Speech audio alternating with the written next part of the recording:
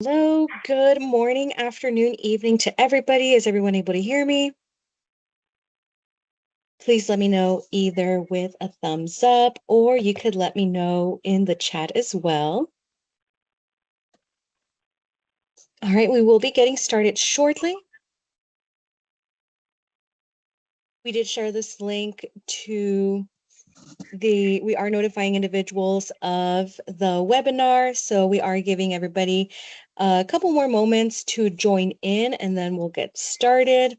Once again, I hope everybody's having a wonderful day. And we'll be getting started shortly. Yeah, good afternoon, everybody. This is Dr. Zainabdeen. So we're just waiting for Dr. Chaudhary. So we're going to start shortly. Yes, thank you. All right, awesome. So again, we are giving individuals just a couple more moments to join in.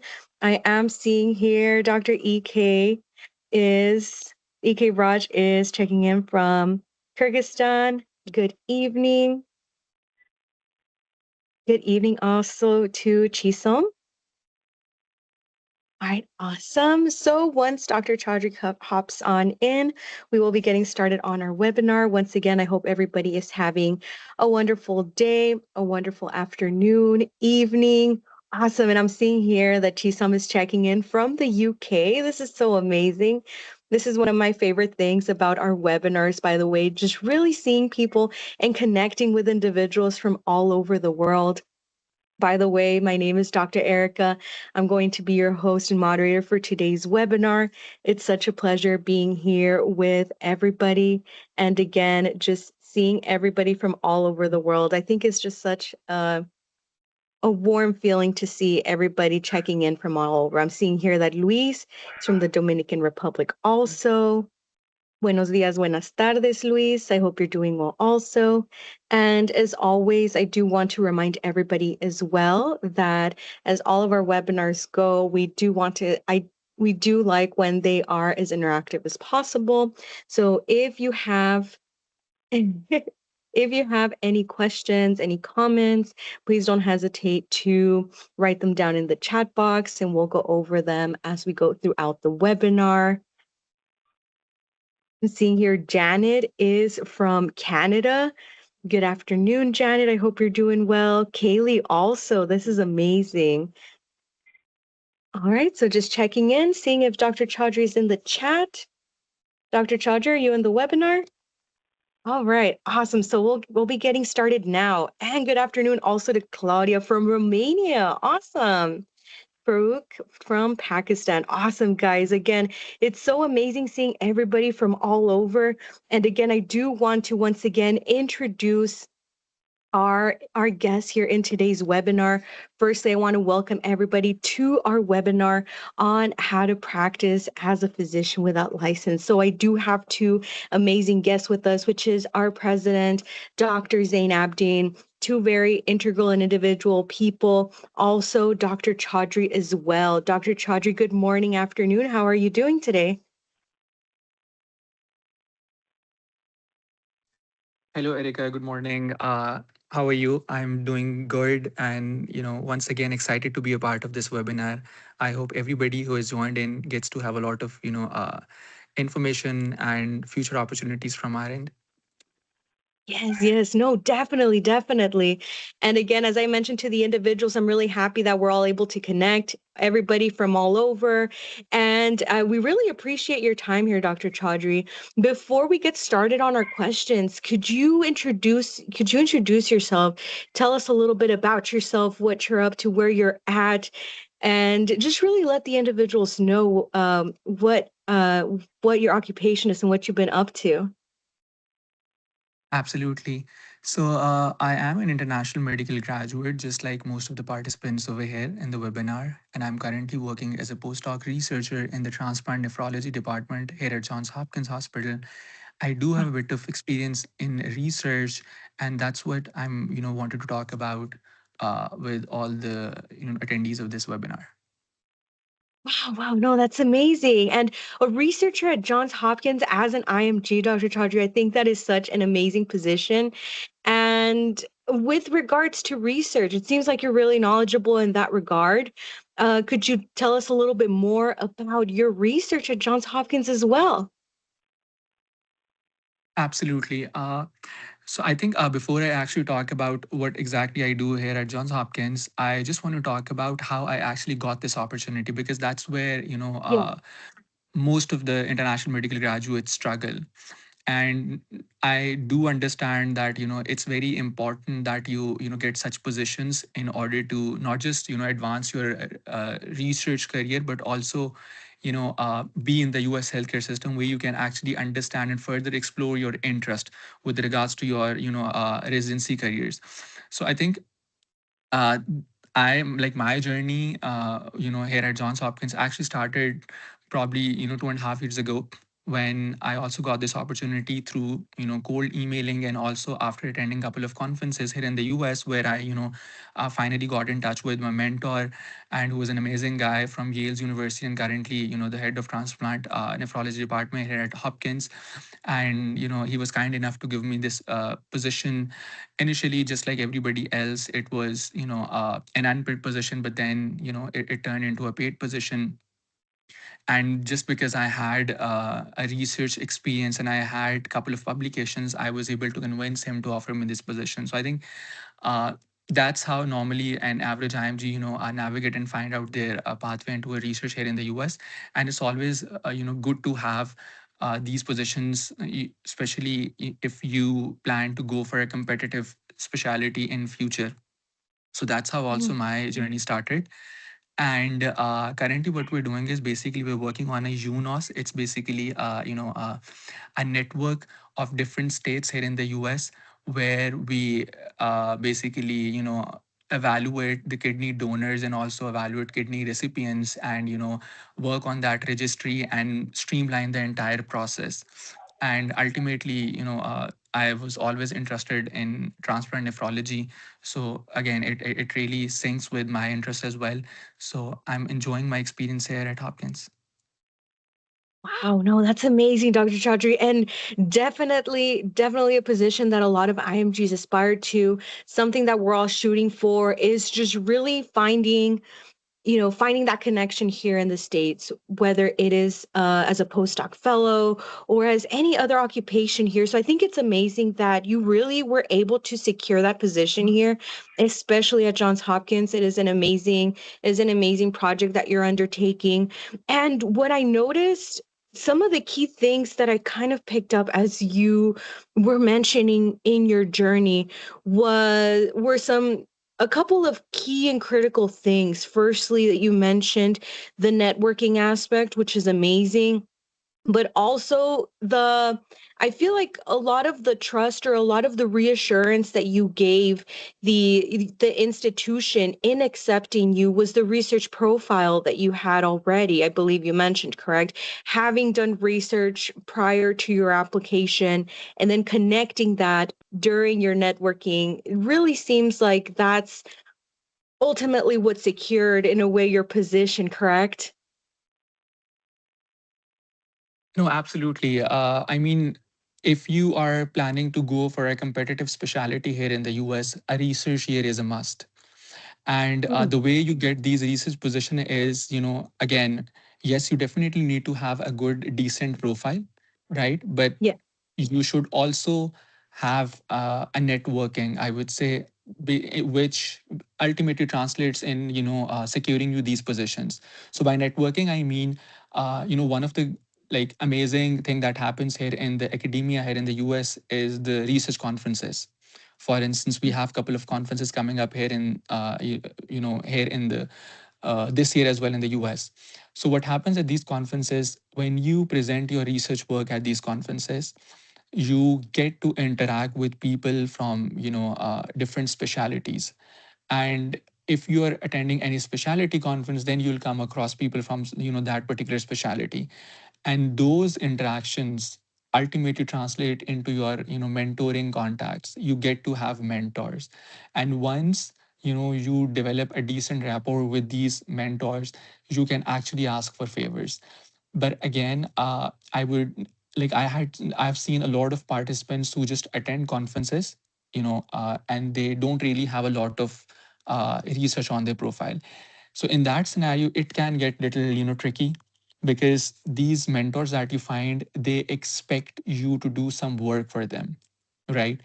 They help you in, again, I mean, if you want to be a part of a big paper or any clinical trial, right? Or if you want to be a part of a research team which formulate guidelines on a certain topic, you definitely need to, bring up certain skills. And that's how these mentors give you the opportunities. And ultimately these opportunities can really boost your resume. So I know it's a bit lengthy pathway, but again, I mean, if you aim for a competitive specialty, and by competitive specialty I mean like urology, ophthalmology, or derm.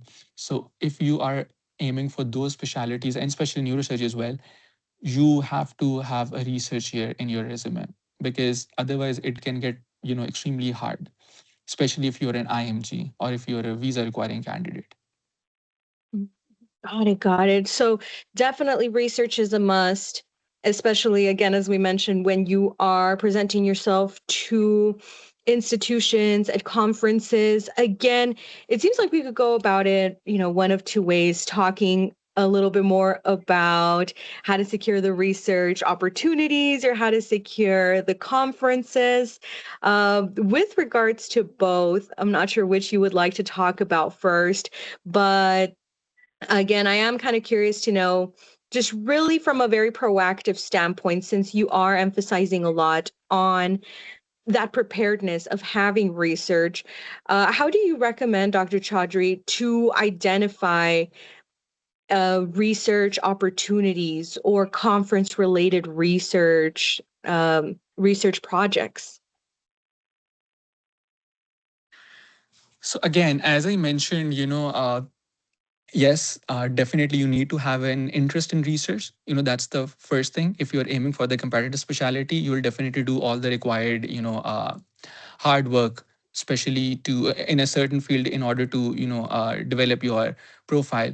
But at the same time, I would also recommend for those applicants, because I have seen a lot of those applicants in these conferences who are not very much into research, but just because these research conferences are actually the hotbeds of connectivity, where you get to meet with program representatives, right? So in that scenario, I would recommend, even if you're aiming for like, let's just say family medicine or internal medicine, I would recommend to find research conferences with regards to those specialties. And the way you do it is, you start working with a group of people on a research project, right? And then you guys present your research work in the US, right? And then you and one of you can be a presenter on that research project, and then you come to the US and present that research work at a conference. So once you present that, you will see a lot of program representatives there. You interact yourself, you interact with them, you introduce yourself, and then you start developing some sort of connections with them. And those very introductions and connections ultimately help you in your match cycle. They help you in like dropping a good word on your behalf in the programs, and which can translate into you getting interviews from those programs. So the, the first step I would say is to start working on a research project. It can be any systematic review or a meta-analysis, because these are the two kind of research projects that are highly accepted by conference, especially if you're bringing in some aspect of novelty in your research project. So start working on those research projects and target all the conferences which are coming the US. I mean, again, I was interested in urology, so I was targeting a different set of conferences. But I've seen a lot of IMGs who are interested in cardiology. They target, AHA related conferences. They target ACC. They target HFSA, right? CRT. So these conferences where representatives of different programs come, because I'm sure most of the IMGs already understand that with each passing year, the competition of match is extremely, like it's increasing extremely, right? So you need to stand out, and the way you do it is by having connections. And these connections are not, I mean, again, these are not just like people who will get grant you some favors. Basically, what they would do is just put your name out there to the program representatives, to the faculty, so that when they're sending invites, they just look at your CV with, I would say, a bit of you know fresh perspective, and they will give you a chance. But otherwise, these algorithms which are already in place, I mean, if you do not have a certain score for a certain program, they are not even going to look at your profile, and your application gets filtered out. So that's how you kind of bypass these filters by attending conferences and developing connections. And the way to start is to start working on a research project and target it towards a conference. And that's how I think this particular organization, IMG Helping Hand, can definitely help you out. Wow, wow. No, no, that's amazing, Dr. Charter. That was actually going to be my follow-up question as you were talking about the importance in research for conference or conference related, excuse me, yes, conference targeted research projects with the intent to network. Again, for individuals who have the interest, they have again that drive to undergo and undertake on a research project. How can they get started, especially if they do not have any prior experience, or even if they do? What is an ideal avenue that you would recommend for finding and taking part in those projects, Dr. Chaudhry? So I would recommend starting out with a group of people who are Mm, interested in a same specialty in which you are interested.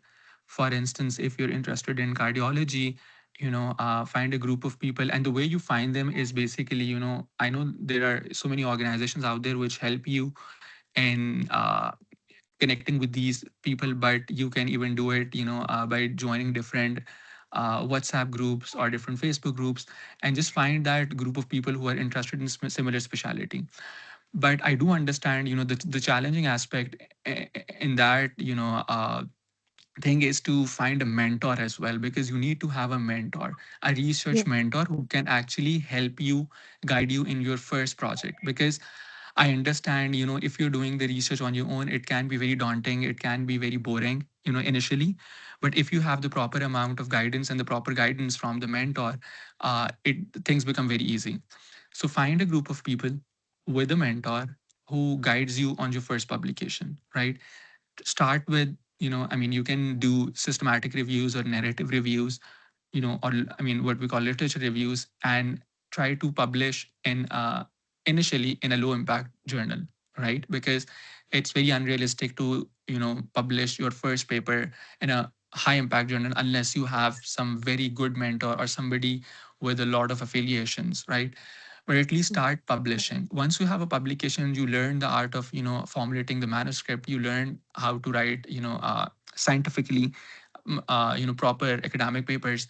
Then you start working towards these meta-analysis projects, which are then submitted to conferences. I know I mean, it can sound very lengthy process, but it hardly takes around 3 to 4 months, and then you become pro at writing papers.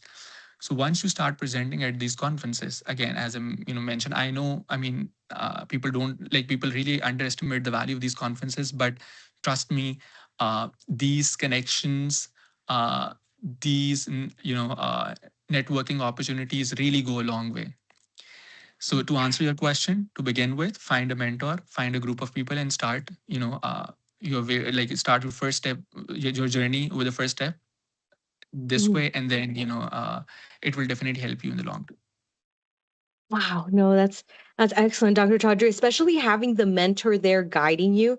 Again, it can definitely be done from scratch. A research project, it can be daunting, it can be a bit, again, tedious, but really having that guidance is honestly what's going to really streamline that process. And again, I really appreciate that you emphasized on that mentor aspect, and not just having a mentor there, but a mentor that will guide you all throughout the journey, essentially as we do in IMG Helping Hands. And so again, I am curious to know, and you mentioned that also, what research projects are offered at IMG Helping Hands? If you could just go over that a little bit more in detail. I know you mentioned again the group aspect, the guided mentorship, and so forth. If you could just go over that in detail a little bit more, just to kind of clarify the breakdown of that system. I mean, so just like your organization does, you know, they share tentative topics for every month, the research projects for every month. You can have a look at those projects and just find, any topic which, appeals you, try to join that topic, right? And try to do your assigned task. At least Yeah. learn, I mean, if this is your first publication, at least learn, the art of doing scientific writing. uh, Mm, Try to do it originally without any assistance from AI tools, because right. these days they use some very sensitive plagiarism software, so they can detect any of the plagiarized content. So start involving in these research projects. And I think, in my understanding, the structure of the IMG Helping Hand is that they help you be a part of a research group, and then there is a timeline that they follow, which is, for a narrative review, it's around 6 to 8 weeks in which they submit their manuscript to a respected journal. And then for a meta-analysis, it takes around 8 to 10 weeks. So work with a group of people, try to do your assigned task, ask for questions if you have from the mentor, and then submit your manuscripts to respective journals. But at the same time, target the conferences as well. And for these conferences, you can simply like search online and find any conference which is coming in the US and try to target those conferences. I would recommend targeting like major conferences, because that's where you'll get the opportunity not just to explore your research interest, but also getting to know people a lot. And then try to attend those conferences. I mean, as long as Mm, you are a author in any research work, you can attend that conference. uh, and then I think once you do that, you will realize the importance of it. So really, the structure is basically a group of 7 to 8 participants with one mentor, and then weekly sessions. I think I'm helping hands offer weekly sessions which are also recorded, so you can simply watch the recorded sessions as well. I mean, if you're in a different time zone, because they preferably conduct sessions in the EST time zone. And do your assigned task. And I think that's how you I would recommend doing your first research project. oh, definitely. No, and I appreciate that you mentioned that, Dr. Chaudhry. And just as an overall recap, again, I just want to note and mention that I really like the way, the breakdown of this strategy, again, when it comes to connecting with residency programs, networking with individuals. Again, as you mentioned, you want to find individuals who you can connect with. That way, come residency or come a postdoc application deadline, despite the algorithmic despite the algorithmic workings, if you do connect with an individual from an institution, they can see your face, they can or excuse me, they can see your name, they could put a face to the name, and further encourage them to again give you that consideration. How do you find those people? You can go about it through the conference avenue, as Dr. Chaudhry mentioned. How do you strategically attend a conference? Again, you can have a project that you are presenting at a conference.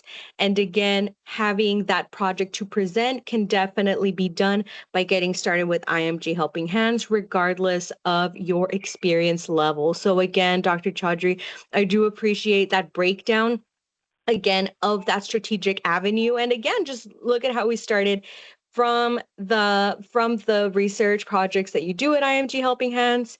That can definitely either excel or develop your research profile to give that reassurance to again offer that weight to those programs that you're applying to. Or if you are applying to, again, a match or a postdoc position, you can pitch yourself in the conferences and they know you as the individual who presented at the conference. You can definitely connect at the conferences, but again, it definitely adds weight when individuals don't just know you as the individual who attended, but as the individual who attended and presented. So again, I think it's amazing, Dr. Chaudhry, you really highlighted that you really highlighted on the opportunities that are provided here at IMG Helping Hands, and just really the potential of what can come from that, Dr. Chaudhry. I think that's so amazing. And again, definitely something that people can take advantage of.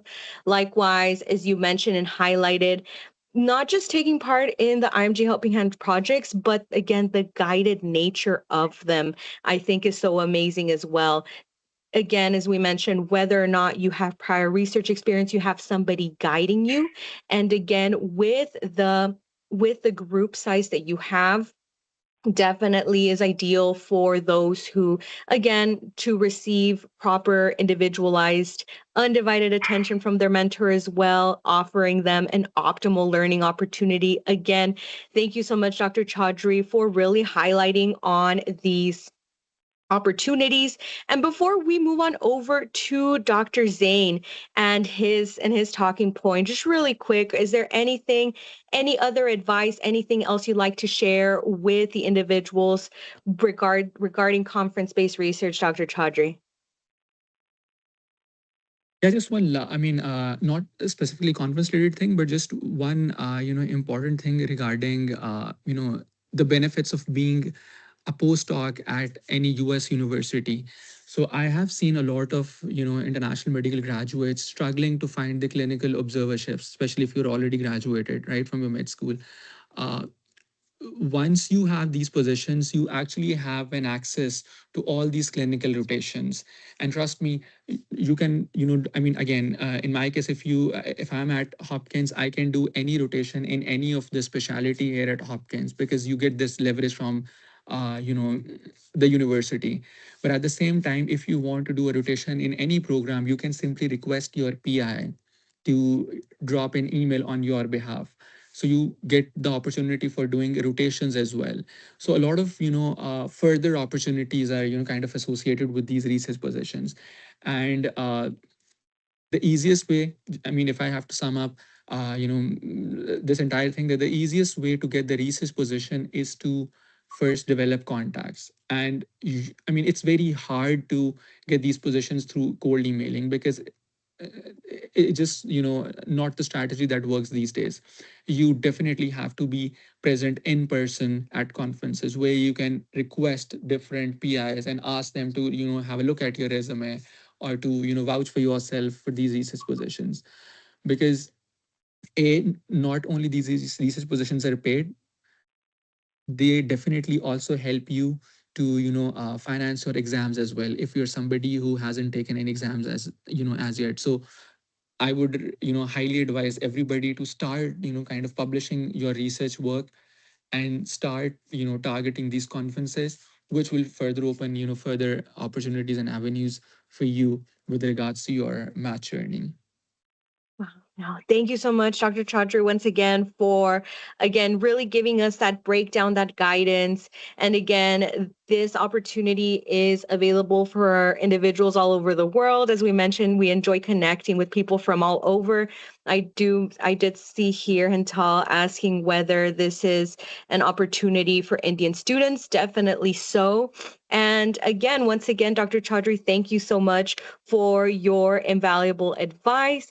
I'll be I'll be passing the virtual mic over to Dr. Zain now, our president of IMG Helping Hands, and I want to thank you once again for your time, Dr. Chaudhry. Thank you. Yeah, good Thank you. It afternoon. was amazing. Thank you All so right, much, Dr. Sharda, awesome. for your talk title. Good afternoon, Dr. Zain. Yeah, I'm not able to turn my camera on today, so but yeah, I'm gonna discuss like all of the new changes regarding all of the licenses. Like Mhm. a lot of states where IMGs now can practice as a physician, like without residency. I'm gonna start Yes. by like a few days ago, I was talking with one of the person who was interested in a New York pathway. And then I was just explaining to him, and he's saying like what I'm saying, it seems like a scam. Now what my response for that person was that after a few weeks, that position will be filled by someone, and then you're gonna keep saying to everybody that there was a scam. I have avoided myself from the scam. But in fact, there are such opportunities which exist. It's not always the traditional path which people follow, and sometimes you need to have some like backup options where you can practice as a physician like without residency here in the USA.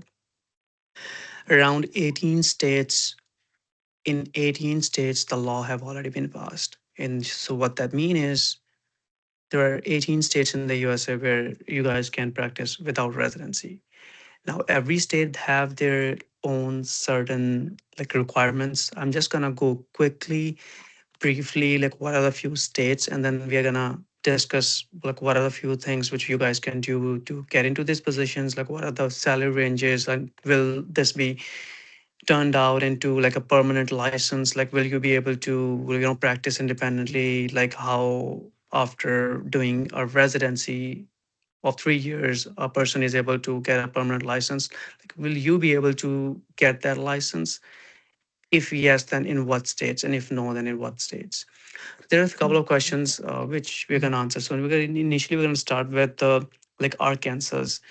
Arkansas, the rule has been passed, and in Arkansas, you guys can get a 2 years of provisional license, and they can give you like another 1 year, but you have to have like USMLE step one to OET and means ECFMG certification, and then you have to find an employer who can employ you for at least 1 year.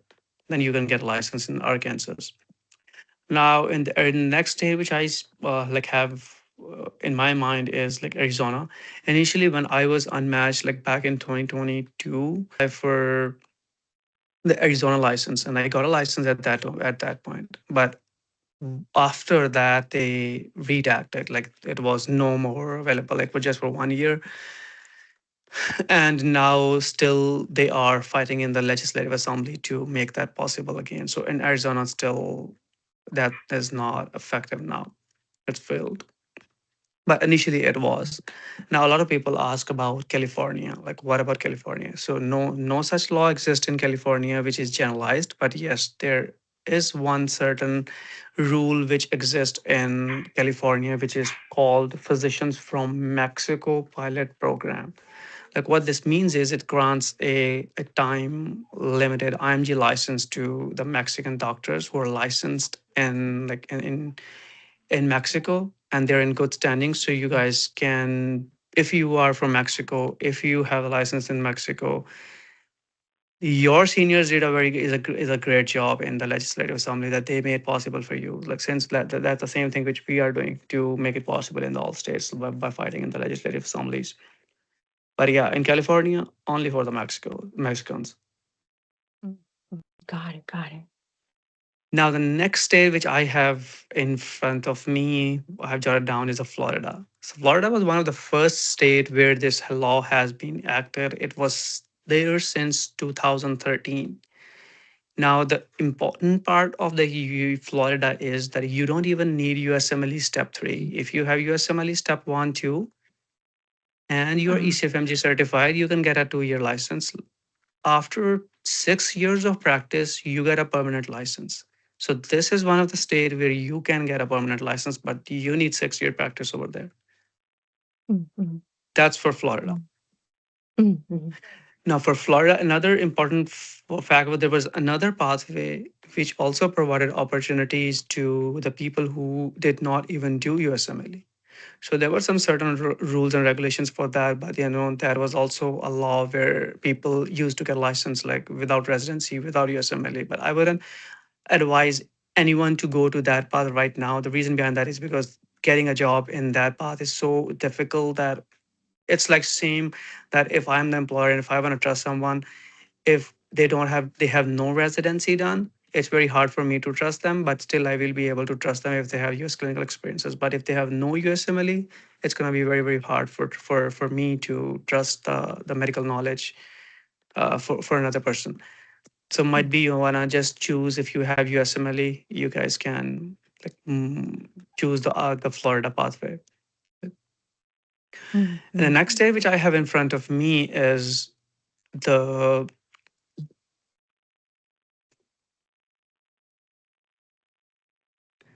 trying to find out. So Sure, sure. Indiana. Indiana is one. Indiana is one of the states which is close to New York. So sorry, close to Illinois. So Illinois and Indiana, so both have this license now enacted. And like I would also like to thank to everybody who contributed in this. Like I myself as a chair also did a lot of contributions to make this possible. So that's something which we are able to make it possible for Illinois, and it's possible in Indiana as well. In Indiana, this was from like January 2025, from last 1 year. The license you guys can get in is granted for 3 years. It's a provisional license, which you have to have your USMLE step one and step two. There is uh, also a requirement for USMLE step three, and sometimes they are they ask for the letter of recommendations. And what Mhm. happens in Indiana is the different is like if you want to choose Indiana, this is one of the option for you, which is you guys can initially apply for a provisional license. For provisional license, you don't even need USMLE step three. You can get a sponsoring body, you can get a one employer, and then if they're willing to hire you, you get a license and then you start practicing. Now, the provisional licenses can be converted to full licenses after 3 years of practice. So as long as you're not under as long as you're not under investigation, or you are if you are you're done with your assembly step three in the 3 years while doing your practice, and then you will be able to get a full permanent license. Now, the full permanent license, what it means is like after doing my residency, which I'm getting a permanent license, it's going to be the same license which you guys are going to get. There will be no differentiation. The only difference between would be that you guys will not be eligible to take boards, which is like a board exam. So you cannot write that you're board certified. And what that means is like a lot of bigger institutions, when they hire people or doctors, they want board certified doctors. So might be you will not be able to get employment in like a bigger names, but yes, definitely you will be able to open your own clinic, own practice, or be employed in the other few like areas where you want to work in that specific state. And now when you work like the you guys will not be earning the resident salary. It's going to be like the whole full-fledged uh, physician salary, which is like on average between $250,000 to like $300,000 a year. But what happens in during these type of licenses, what happens is employers pay you like a resident salary. The what resident salary it is a range between like $55,000 to like $75,000. In New York, I've seen like a few physicians making a deal with other physicians. Like, okay, let's suppose if they're seeing more patients, though they get paid more. If they write more notes, more patients, so they will be able to get more compensation. So the maximum the compensation which I've heard from like few of my friends, like they are who are not done with the residency, who got a limited license in New York, they have been earning like around 20K a month. So that's something. No, it seems like a scam. It seems like not true, but yeah, it's true. Mhm. Wow, wow. No, it's definitely amazing to hear, Dr. Zane. Thank you so much for letting us know about these avenues that somebody can undertake. And again, also not just the avenues, but also testimonies from individuals who are currently undergoing those such pathways as well. So, again, whether it is California, whether it is Florida, whether it is Illinois, again, I appreciate that invaluable information that you have shared with us, Dr. Zane. I'm curious to know if there are So, Erica, any other states. Yes, sorry to sure. disrupt, but yeah, just No, gonna no, go ahead. give a clarification. The Yes, all of the information which I just provided, I mentioned that's for Indiana, but for India. my Mhm, apologies. That's for Idaho, like ID, like it's for Idaho. That Idaho is also a state where that's like whole like the picture which I described about like 3 year license can get a permanent license. That's mhm, for the Idaho. For Indiana, it's something a little bit different, and it's like almost the same, but the bill is effective from July like 2025, and it's going to be continue for the next couple of years. So what mhm, happens mhm, here mhm, is like if let's suppose you have like USMLE and mhm, you are done with your ECFMG like certification, so you mhm, guys will mhm. be able to like get a license over there in Mm. Indiana. So this is also one of the state where you can. Got it, got it. Okay, got it, And the Dr. Zane. next No, which one yes. is Illinois, the one of the most important one. Now, in Illinois, recently, like a lot of employers reach out that they need doctors, and if you can help them find some like potential candidates who are like a lot of employers were not able to like were not willing to sponsor visas, but yeah, there are a few employers like who are like sponsoring visas as well. But like if let's suppose you are ECU family certified, done with your assembly step 3, you want to start in Illinois, you have work authorization. I think you will be easily able to get in Illinois. Illinois, Mhm. there is a pathway which is for the first 2 years. It's going to be our part one, like a license that's going to be like a provisional, which will be temporary, and after that you will be get like unrestricted restricted license. For after like 4 years of practice, you will be able to get a full permanent license. So that's so now Idaho is one of the state, Florida is one of the state, Illinois is one of the states. So these are a few states where you get a permanent license for all of the states where we have discussed so far. Mhm. So that's something uh, for the Illinois. Mhm. No, that's amazing, Dr. Zane. And again, I do just want to remind everybody that out of all of these states that Dr. Zane has been informing us about, every state has their own state specific requirements.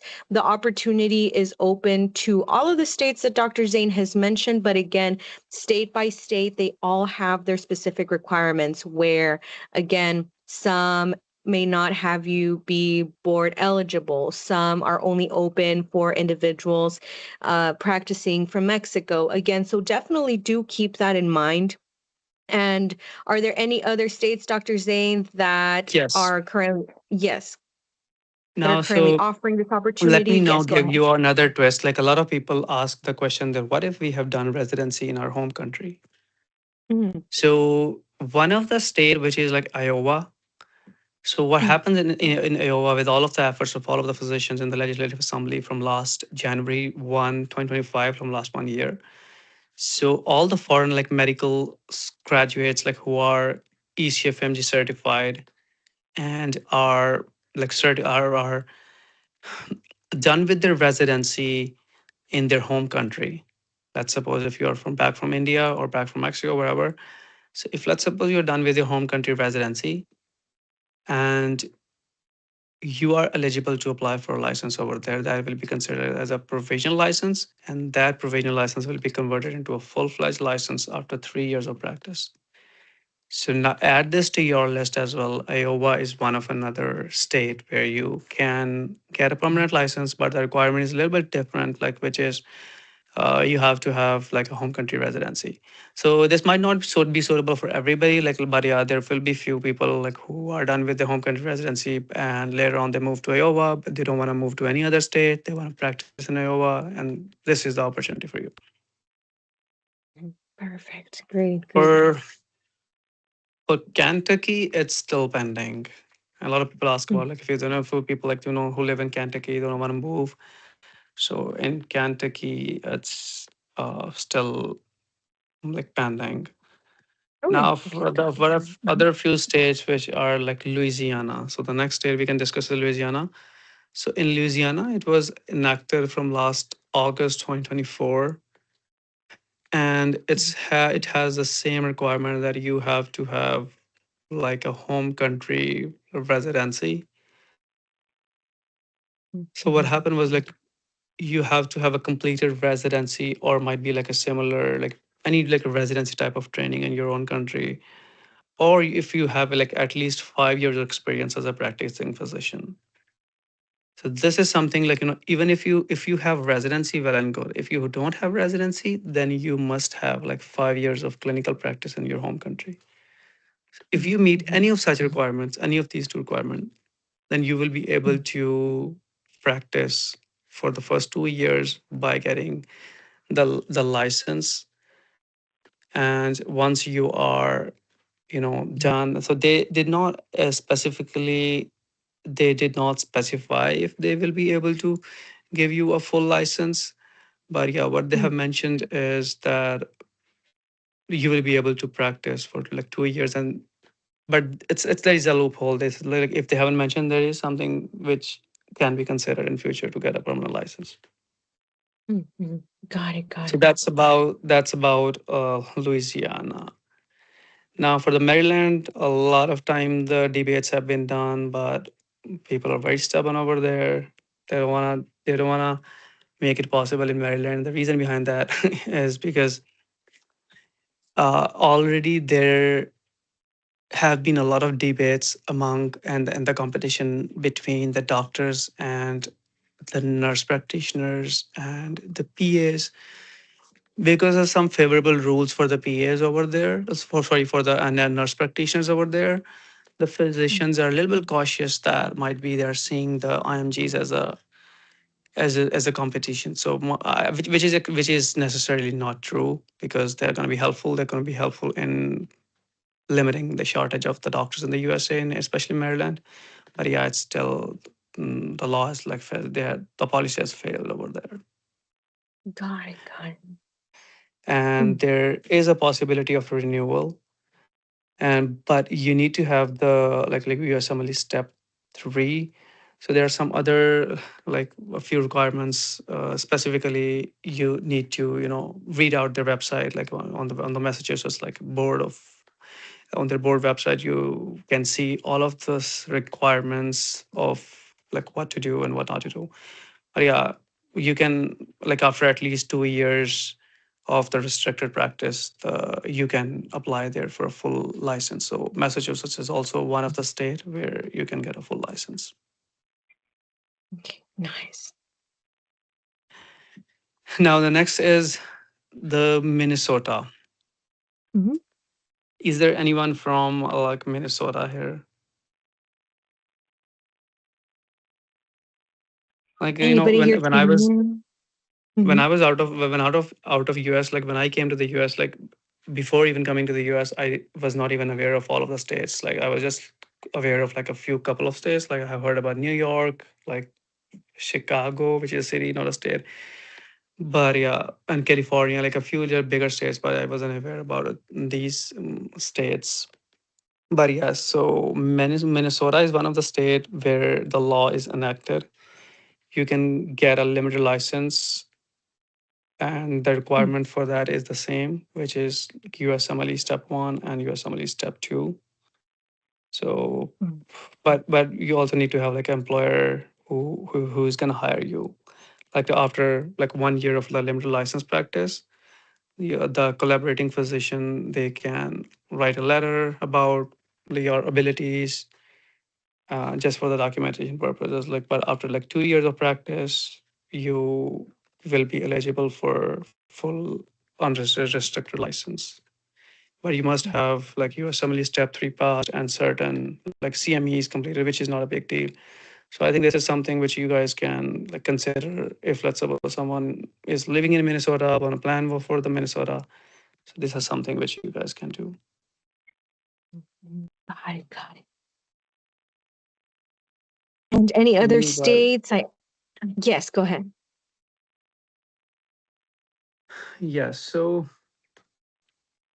a few states where we're not gonna go in like a lot of details, like you guys can because a lot of people are not interested in those states. So, but just wanna for give you a little bit of that. What are the full list of the whole like list of the states where you guys can practice, which is uh, it's the Mariana Islands, Northern Mariana Islands. It's one of the states. I know a lot of people are not aware of that, but it's one of the states. For the exact information, I would recommend you guys to read out on their like licensing website.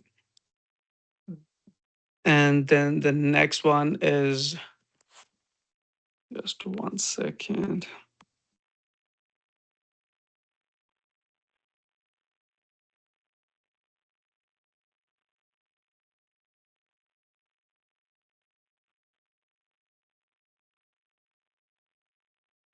The next one is New York. So what happened in New York is you get a limited license. You are not able to get a full license. They keep renewing it like for another term, like 2 years, and then again 2 years. But you can't get a full license in New York. And in New York, you can like the whole process is the requirement is just like USMLE, step 1, step 2, ACFMG certification. So Like that's the like full requirements. But another requirement they have mentioned here is like, no, you must have the work authorization, like a job from your employer. So these are the few requirements which you need for Mm. New York. Got it. Got it. Got it. And Now the just a Nebraska. really quick question. Just a really quick question, if you Yes. don't mind, Dr. Zane. I am seeing here from DW asking about the New York process. Does New York require a home residency for application? No, no, New York Got does it. not require. So what I have mentioned is Oh, like the states which I have mentioned before that require are just like 1 to 2 states. That's it for now. There are no such oh, states who require like home country residency for the got it. Got it. So, license. excluding those that you mentioned, all of them are for the most part the USMLE, ECFMG, or if otherwise mentioned, whether Yes. got it, whether residency or step is or not required. Awesome. Thank you so much for clarifying that, Dr. Zane. You were going to move on to Nebraska now? Yes, I was. Thank you. So like before Nebraska, there is a North Carolina, which I can see. So North Carolina. The reason behind the Mm, North Carolina, I'm not going to go in details for the North Carolina because it's not because whenever the law is enacted, mm, now it takes time for all of the hospitals, employers to adapt to that rule mm, and do their research, find IMGs, and then employ them. It's like sometimes it's even more than a year or so. So North Carolina is one of the states where the law was enacted like just a couple of months ago. So not a lot of people are able to secure like jobs over there because the employers are not very well aware of this for now. Got it. But Got yeah, it. just for your like information purposes, in the North Carolina, the law exists. Mm,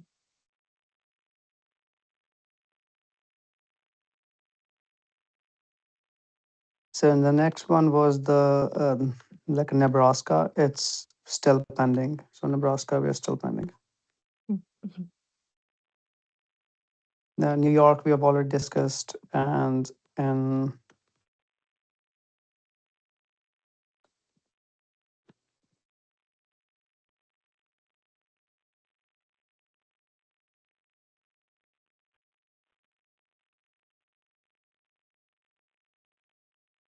Nevada. Everybody like people are aware of Nevada state. So Nevada is one of the state where you guys can practice the laws there. So what are the few requirements of the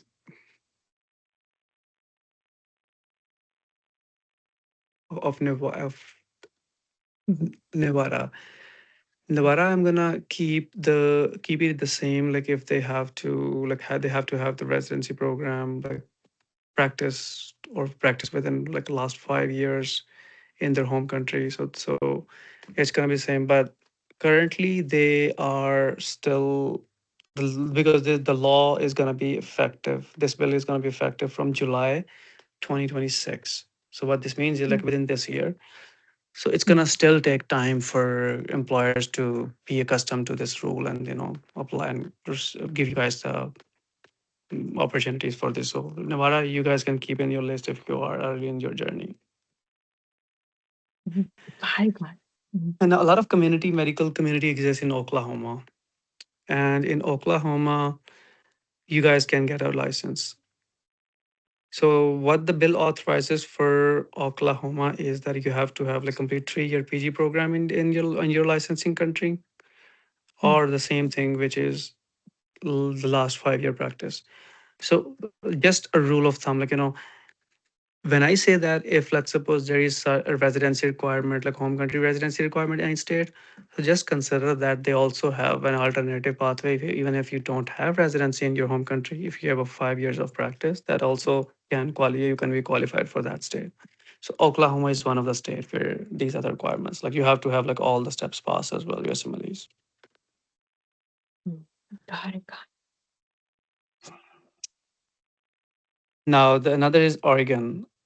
This is also one of the state haven't heard it like one before coming to the US, but yeah, this is one of the state where you guys can get like a license for around 3 years, and then you will be able to practice under supervision for a full licensed physician uh, for regarding this. But regarding the permanent license, like if you will be able to get, they haven't specified this for this. Mhm, Now, mhm, For Pennsylvania, it's still pending. Pennsylvania is still pending.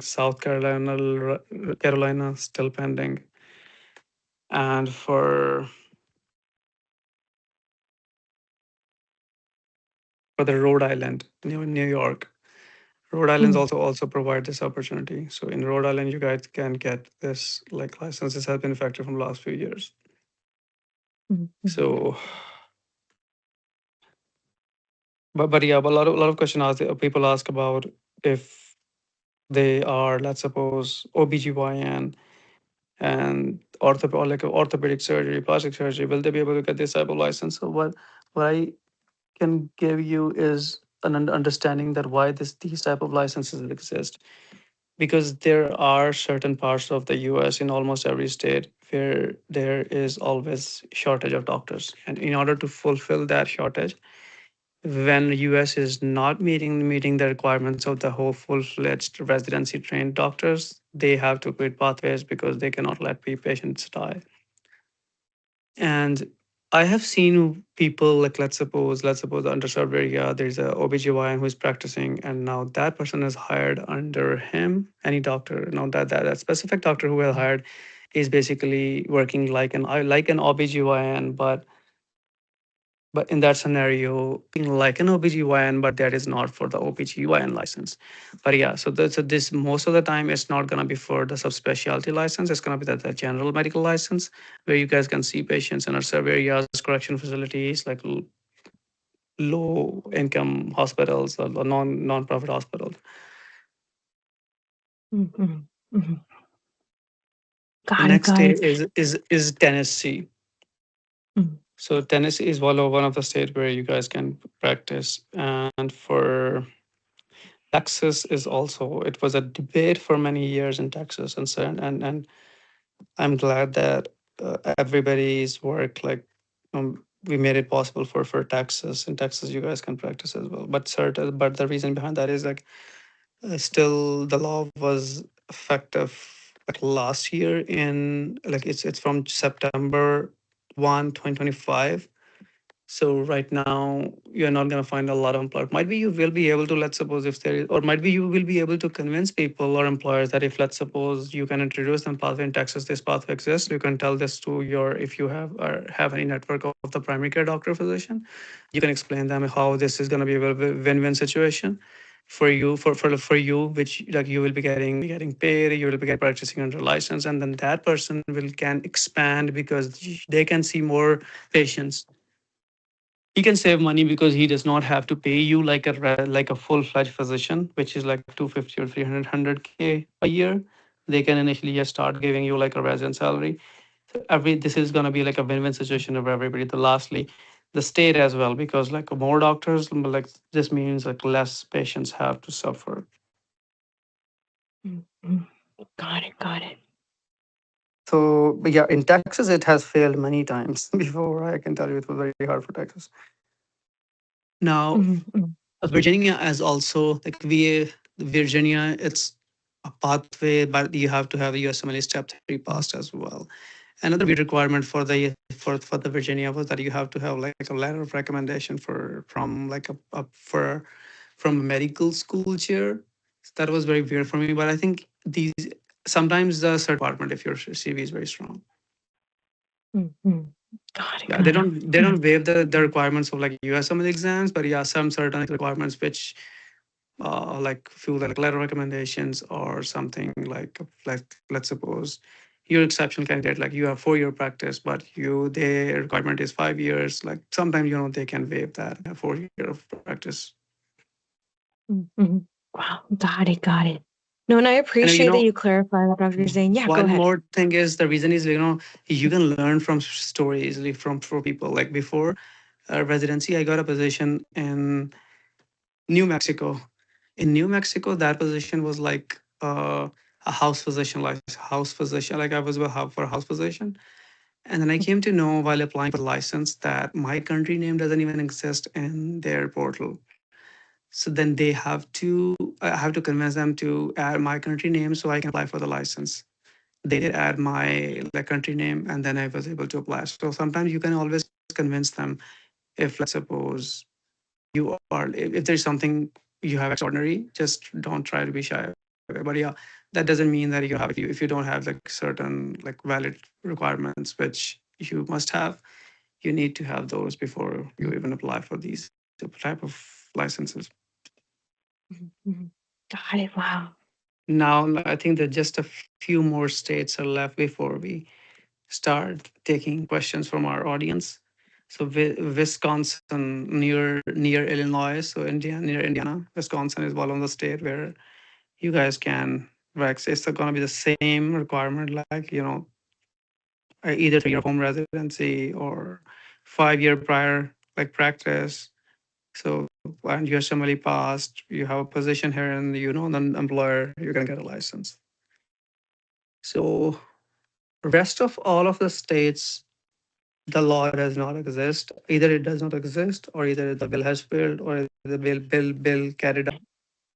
All right. No, and again, thank you so much once again, Dr. Zane, for really giving us that breakdown on the state specific requirements, again, for each of those states, because I am seeing here in the chat, some individuals are asking whether the steps are required, whether home residency is required, or so forth. But again, this is something that was already covered state by state. A big question that I am seeing here from Ashraf, which I believe in a way you kind of did answer, is whether this applies only for general medicine or for all specialties. Yeah, I did answer this question. So most of the questions which account questions which I used to get many times, I have already answered. But yeah, if you guys have any more Mhm. valuable questions, I would be happy to answer your specific question. But one more thing I have is like now we are also in network with many of the employers, many of the hospitals who need doctors. Like let's suppose if you are authorized to practice here if you're authorized to work here in the USA, you can shoot an email to us at admin@imghelpinghands.com or text us, so we can see if we can help you in getting the license, getting the job. And if this is something which interests you, guys can always reach out to us. But yeah, you must have USMLEs, you must have like a work authorization. We are trying to accommodate people like who need visas, but right now uh, we don't have a lot of opportunities if you need a visa. So that's why. But yeah, whenever we do, most likely we are gonna announce it, and we're gonna try to help as many people as we can. Got it. Perfect. No, awesome.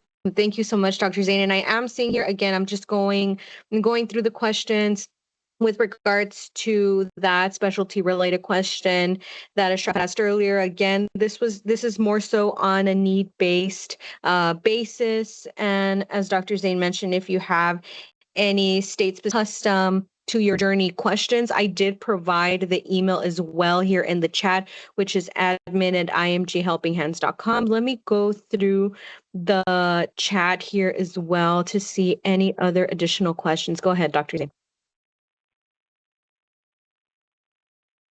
Okay, so I think there is one question. A person who said that I am a citizen in the US. Can I get a job while preparing for steps? No, you cannot. You have to have USMLE Step 1 to OET CMG certification in order to get a job. So that's one of the question. And yeah, these days, like we are also actively recruiting people for New York and for Illinois.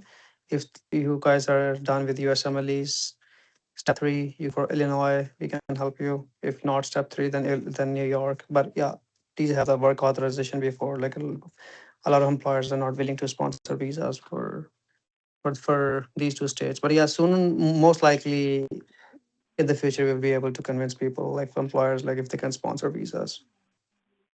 God, I know, and that was an excellent question. Thank you so much once again, Tanvi, for extending that question. With regards to finding employers, do you have any guidance on that, or do you just recommend that we email the admin at IMG Helping Hands, Dr. Zane? Yeah, they can email us. We can help them. Or and another way to find an employer is to see in that specific state that who Mm. are the supervising doctors. If you get a list, sometimes you can search those supervising doctors in like on the website of the medical board. And if let's suppose that does not work, you can make a few phone calls to a few clinics, few hospitals, and see, find out. We do have our created like what you say, the like, the complete information regarding the like whole of the whole stay, like whole like all of the states, all of the requirements, a few potential employers list, how to get those, like the whole roadmap on like on our IMG helping hands platform. We do charge like it's a minimal fee of like $9, which is almost nothing for us, just to keep running the, keep improving that specific PDFs and then the books for you guys. So let me see if I can share that book if you guys, anyone, if anyone wants to, get read out, and if you guys have any question, you guys can go ahead and then get that book. And if you have any question, and you can always reach out to us by on like admin at imghelpinghands dot com. Got it, got it. Yes, I do have the link here also, Dr. Zane. I am looking Mhm. for that link as well, so I will be providing it. Let me see. I will be providing here in the chat shortly, which is the license without. Okay, yes, here's the listing. I'll be providing it here as well. So So again, what happened as was, like, there was yes, go one ahead. like just a funny story. Right now, I'm sure like how you guys know that how much a physician earn in the USA. Like if let's suppose a resident, like once after in resident, like I'm a PGY3 right now, and sometimes we get the moonlighting opportunities. Like in the moonlighting, what happens is like they give you like $1,000, almost $1,000 for a 12-hour shift. So this is something which they sometimes provide. The hospitals open up the moonlighting opportunities. But once your residency is done, and you guys can sign up for the shifts, let's suppose almost on average like one shift, if you're signing, might be locum, might be something else, like on average you're going to get paid between the range of like $1,500 to $3,000 for just one 12-hour shift wherever you're going to go and work. So this, what this means is, now if let's suppose this book, there are 50 people, let's suppose 50 people buy this book, which is $9, which is going to be like $450. $450 is not going to give me anything for now. Like I'm not even I'm going to be even interested for that. But the reason we are doing this is we want to keep improving, and then there is a certain amount that which I can invest from my pocket to help people. But in order to make it self-sufficient, the whole system, we are trying to help in such a way that a minimal fee which people can easily afford, and then keep running this organization and keep helping the people and keep it. So basically we are giving you our training that you guys can follow on the same path, that you help your own people like who are getting into your spots, like you are who are getting into the residency after you guys. So that's one of the perspective. The reason I had a discussion is because recently, like I did recently see one of the comment that, oh, you guys are scam, you guys are charging IMGs, we are also very much like we are paying a lot, and why you guys are charging. The reason behind that is you need to see this as an investment in your own future, because even after like 3 years of practice or of residency, or might be even as a limited license doctor, you will be earning a lot. So any loan which an IMG have can easily be paid off in like 15 days, I would say.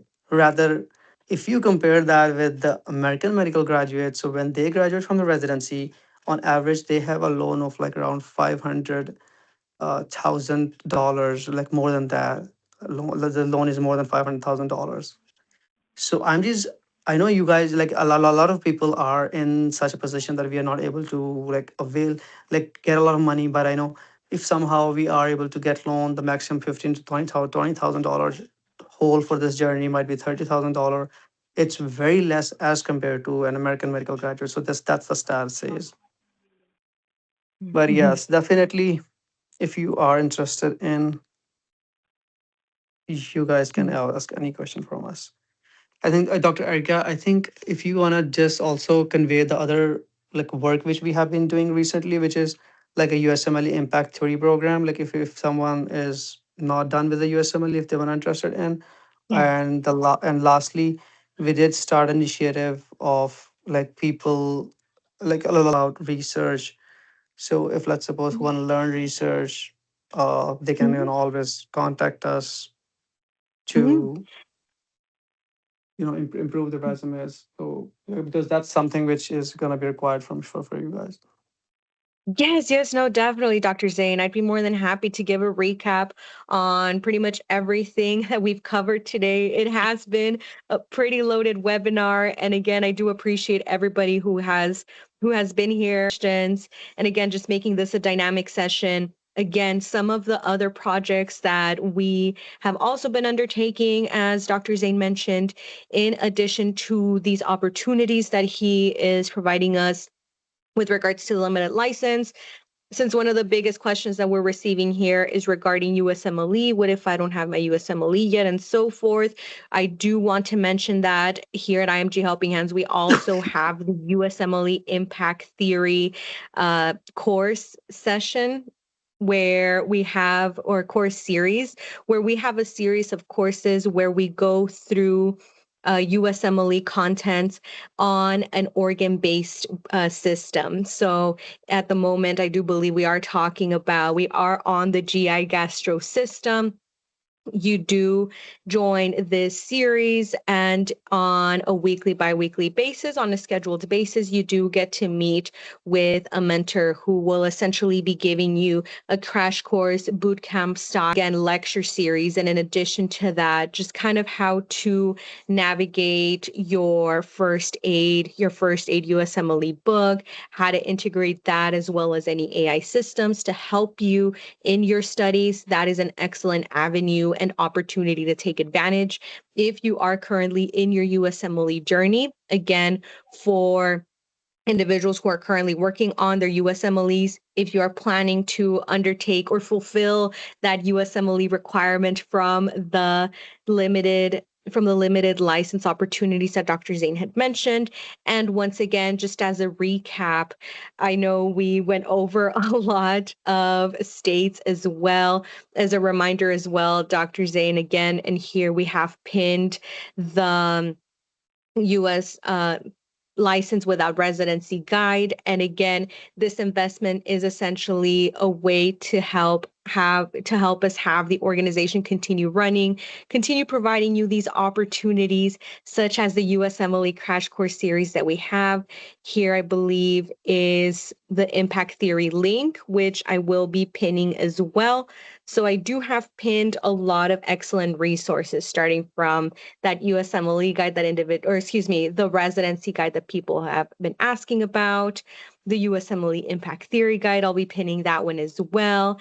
And again, as mentioned earlier with Dr. Chaudhry, if you are going to be navigating the avenue of providing, and establishing your network with individuals, a very feasible way that you can go about it is through conferences.